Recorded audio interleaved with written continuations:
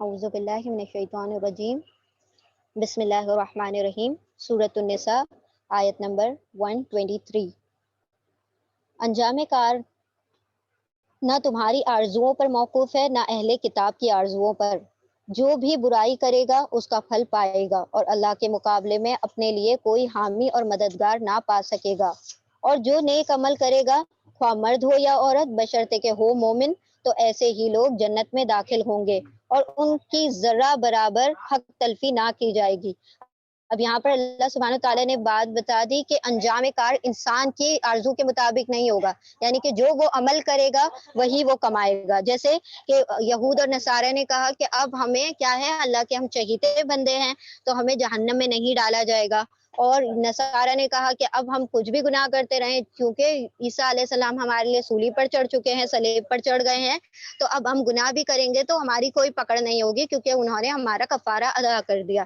تو اللہ سبحانہ تعالیٰ نے فرمایا کہ ہر انسان جو کماتا ہے، جو کمائی کرتا ہے اپنے اعمال کے بنا پر، اس کو وہی انجام دیا جائے گا، نہ کہ اپنی آرزو کے مطابق وہ کوئی بھی انجام اپنے لیے منسوخ کر لے۔ اس شخص سے بہتر اور کس کا طریقے زندگی ہو سکتا ہے جس نے اللہ کے آگے سر تسلیم خم کر دیا اور اپنا رویہ نیک رکھا اور یکسو ہو کر ابراہیم علیہ السلام کے طریقے کی پیروی کی، اس ابراہیم کے طریقے کی جسے اللہ نے اپنا دوست بنا لیا تھا۔ آسمانوں اور زمین میں جو کچھ ہے اللہ کا ہے اور اللہ ہر چیز پر محیط ہے۔ اب ابراہیم علیہ السلام کے طریقے کی پیروی اس لیے کرنے کو کہی جا رہی ہے کیونکہ ابراہیم علیہ السلام کو یہود بھی مانتے ہیں، نصارہ بھی مانتے ہیں، ایمان والے اہل کتاب اہل قرآن بھی مانتے ہیں۔ تو اہل تورات، اہل انجیل، اہل قرآن، جبکہ سبھی لوگ ابراہیم علیہ السلام کو مانتے ہیں، اسی لیے اللہ سبحانہ وتعالیٰ نے کوئی اختلاف ہی نہ رہے، اسی لیے ابراہیم علیہ السلام کو کہا کہ ابراہیم علیہ السلام نے نہ کبھی شرک کیا اور اللہ ہی سبحانہ تعالیٰ کے لیے اپنی زندگی کو کیا کر دیا، وقف کر دیا۔ تو ایسے ہی جو ابراہیم علیہ السلام کے دین کی پیروی کرے گا وہ بھی کیا ہو جائے گا، نیکوکار، اور یعنی کہ سیدھے راستے پر ہو جائے گا۔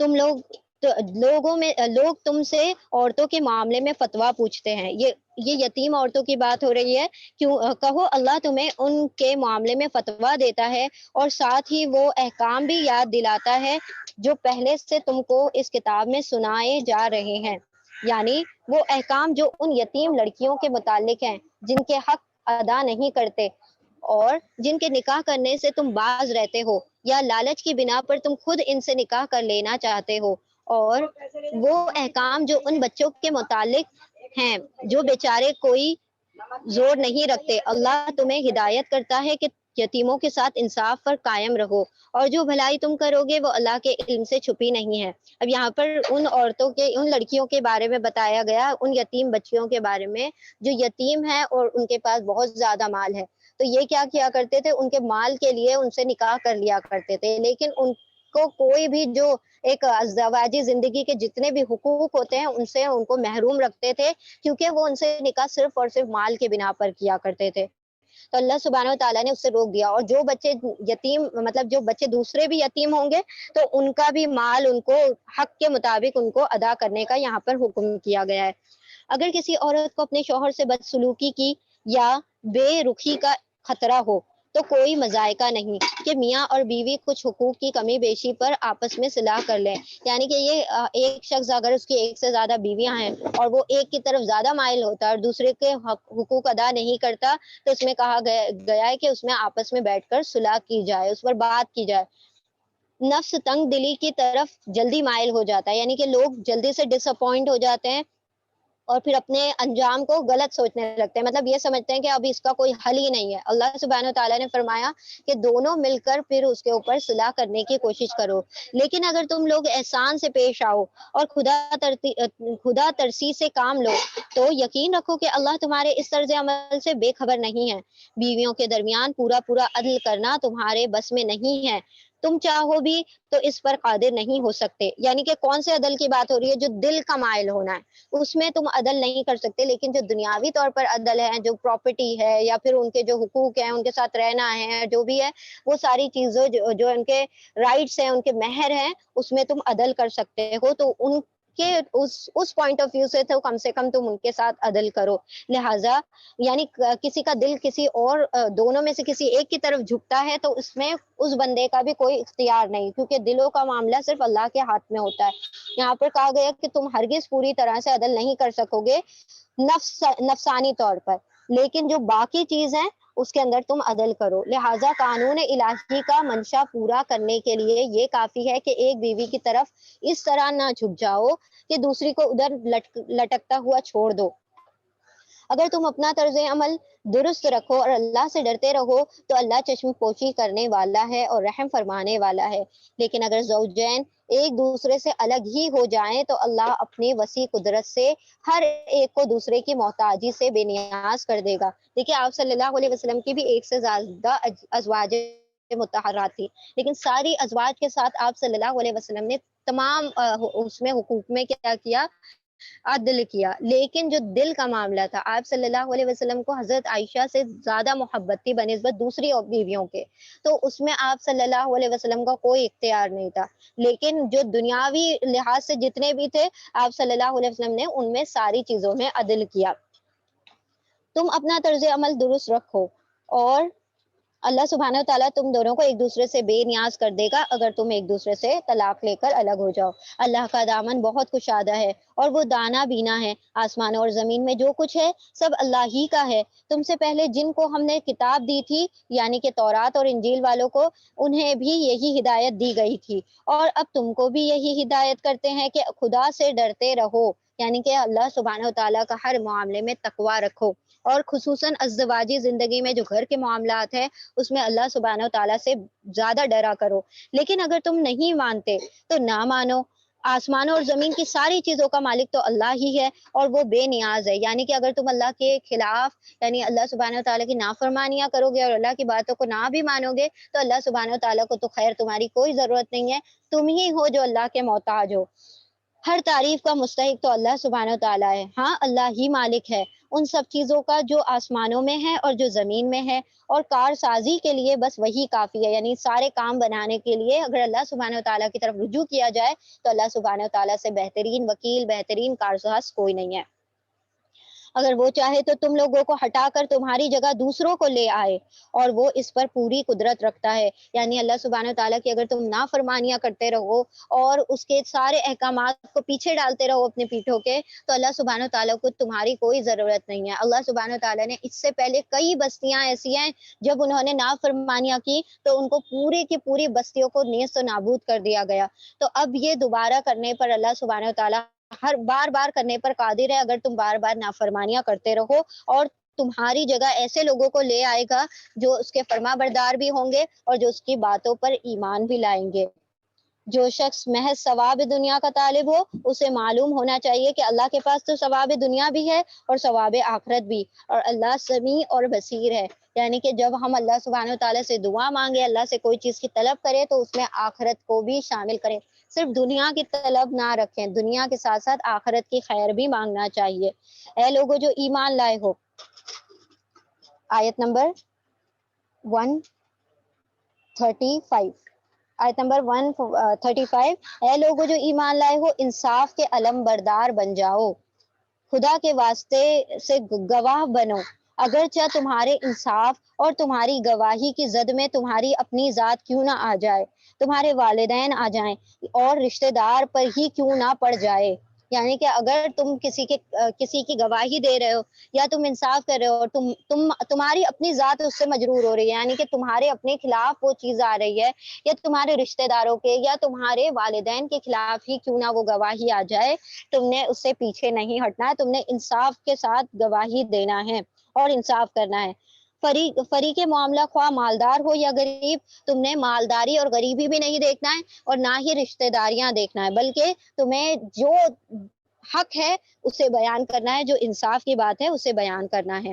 اللہ تم سے زیادہ ان کا خیر خواہ ہے, لہٰذا اپنی خواہش نفس کی پیروی میں عدل سے باز نہ رہو, اور اگر تم نے لگی لپٹی بات کہی یا سچائی سے پہلو بچایا تو جان رکھو کہ جو کچھ تم کرتے ہو اللہ کو اس کی خبر ہے. اے لوگو جو ایمان لائے ہو, ایمان لاؤ اللہ پر اور اس کے رسول پر, اس کتاب پر جو اللہ نے اپنے رسول صلی اللہ علیہ وسلم پر نازل کی، اور ہر اس کتاب پر بھی جو اس سے پہلے نازل کی گئی، یعنی کہ تورات اور انجیل، جس نے اللہ اور اس کے ملائکہ اور اس کی کتابوں اور اس کے رسولوں اور روز قیامت سے کفر کیا، یعنی انکار کر دیا، وہ گمراہی میں بھٹک کر بہت دور نکل گیا۔ یعنی کہ اللہ سبحانہ تعالیٰ کی تمام کتابوں پر یکساں طور پر ایمان لانا ہے، اسی طرح تمام نبیوں پر، تمام رسولوں پر، تمام فرشتوں پر۔ ایک بھی فرشتے کا انکار، جیسے کہ انہوں نے یہود نے کہا تھا کہ جبریل ہمارے دشمن ہیں، اور پھر نصارہ نے کہا کہ ہم آپ صلی اللہ علیہ وسلم کو نہیں مانتے، یہودیوں نے کہا کہ ہم عیسیٰ علیہ السلام کو اور آپ صلی اللہ علیہ وسلم کو نہیں مانتے۔ تو یہاں پر کسی بھی ایک فرشتے کا بھی انکار، اور ایک کتاب کا بھی انکار، اور ایک نبی کا بھی انکار اللہ سبحانہ تعالیٰ کا انکار ہے۔ یعنی کہ اللہ سبحانہ تعالیٰ کی عطا کردہ چیزیں اگر کسی کا بھی انکار کیا جا رہا ہے، اس کا مطلب ہے اللہ کا انکار کیا جا رہا ہے۔ رہے وہ لوگ جو ایمان لائے پھر کفر کیا، پھر ایمان لائے پھر کفر کیا، پھر اپنے کفر میں بڑھتے چلے گئے، تو اللہ ہرگز ان کو معاف نہ کرے گا اور نہ کبھی ان کو راہ راست دکھائے گا۔ اور جو منافق اہل ایمان کو چھوڑ کر کافروں کو اپنا دوست بناتے ہیں، انہیں یہ مزدہ سنا دو، انہیں یہ خبر دے دو کہ ان کے لیے دردناک عذاب۔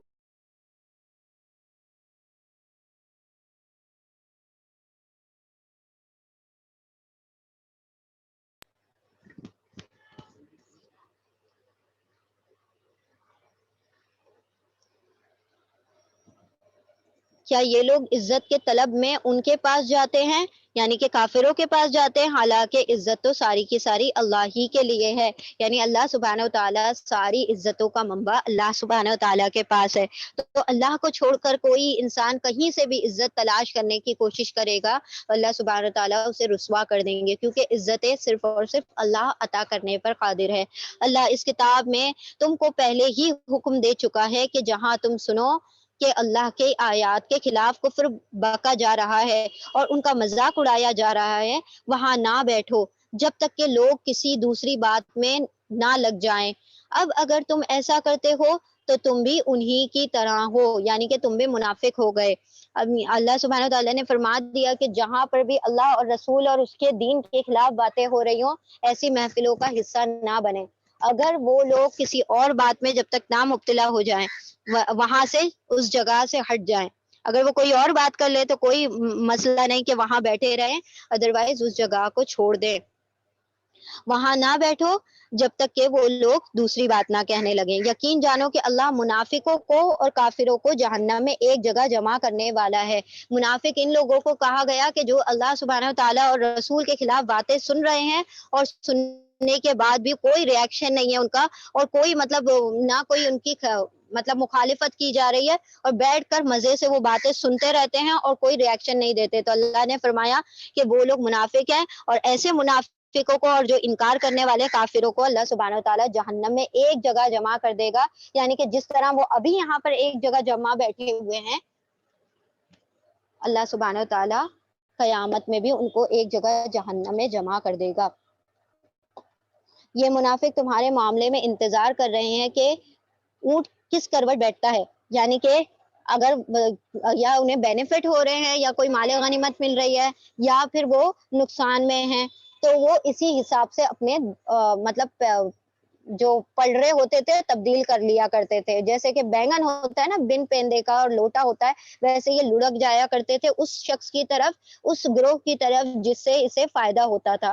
اگر اللہ کی طرف سے فتح تمہاری ہوئی تو آ کر کہیں کہ یہ فتح تمہارے ساتھ، کہ کیا ہم تمہارے ساتھ نہ تھے، یعنی کہ جب ہم تمہارے ساتھ تھے اسی لیے تمہیں فتح نصیب ہوئی ہے۔ اگر کافروں کا پلہ بھاری ہو جاتا تو ان سے کہیں گے کہ کیا ہم تمہارے خلاف لڑنے پر قادر نہ تھے، اور پھر بھی ہم نے تم کو مسلمانوں سے بچا لیا۔ یعنی کہ یہ کہتے جب یہ مسلمانوں کے ساتھ، مسلمانوں کے گروہ میں مل کر لڑ رہے ہوتے اور کافر غلبہ پا لیتے، تو یہ کافروں سے جا کر کہتے کہ ہم مومنوں کے ساتھ اس لیے شامل ہوئے تھے جنگ میں تاکہ ہم تمہیں جتا سکیں، ہم ان کی تدبیروں کو فیل کر دیں اور تمہیں کامیاب کر دیں۔